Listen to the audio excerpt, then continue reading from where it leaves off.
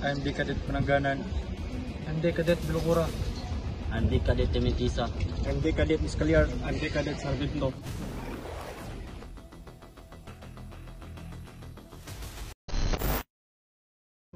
Mathematics is a maritime industry for accurate navigation, cargo calculation, and vessel stability management.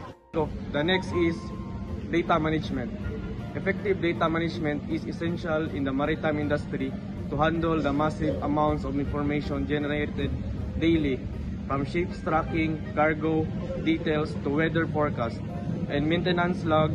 All data must be accurately collected, stored, and analyzed. Ports use advanced data system to schedule berths, track shipments, and manage resources efficiently. Mathematics plays a crucial role in the maritime industry. It is used in navigation to calculate distances, periods, and fuel consumption. Ship stabilities and cargo loading require precise mathematical formulas to ensure safety. Weather forecasting and tide predictions are relied on mathematical models. Engineers use math to design efficient ships, structures, and propulsion systems. Without mathematics, safe and efficient maritime operation would not be possible. Mathematics is a financial operation in the maritime sectors.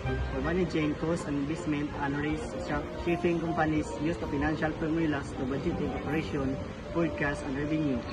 And evaluate the profitability of trade routes. Interest and depreciation calculation are essential for financing new ship and port. Infrastructure, currency exchange rate also play a key role in a global maritime trade. The next is mathematical systems.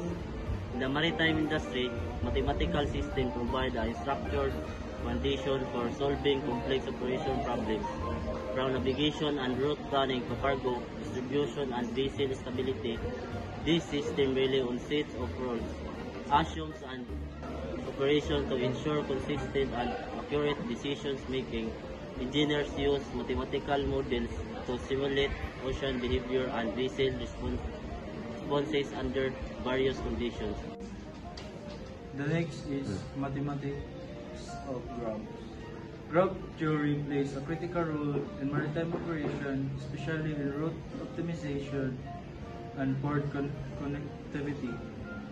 Shipping network can be modeled as graph where ports are nodes and sea routes are edge, allowing planners to identify the shortest and most efficient paths.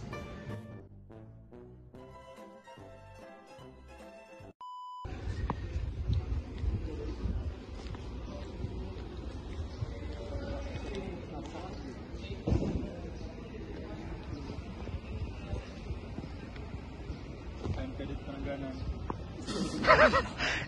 Mathematics plays a crucial role.